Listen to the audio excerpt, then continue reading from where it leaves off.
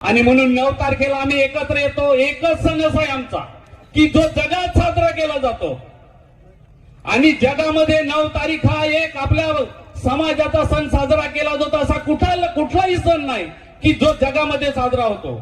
परंतु ती अस्मिता आहे, आपल्याला आपलं अस्तित्व टिकवायचं आहे. मी सर्व या ठिकाणी बसलेल्या व्यासपीठावर सन्मानना खरंच मनापासून धन्यवाद देईन की अशा मुद्द्यावर तुम्ही एकत्र आलात. खरं तर आरक्षण सहज त्यांना मिळेल हे काही नाही आणि म्हणून आपण जागृत राहिलं पाहिजे. आपण जागृत असलो तर कोणाची हिंमत नाही आणि म्हणून आपल्यामध्ये वाघासारखी हत्तीसारखी ताकद आली पाहिजे. ज्यांचा उल्लेख केला विशेष करून की मुंबईच्या भल्यासाठी या शहरांच्या भल्यासाठी आपला बली दिला जातो.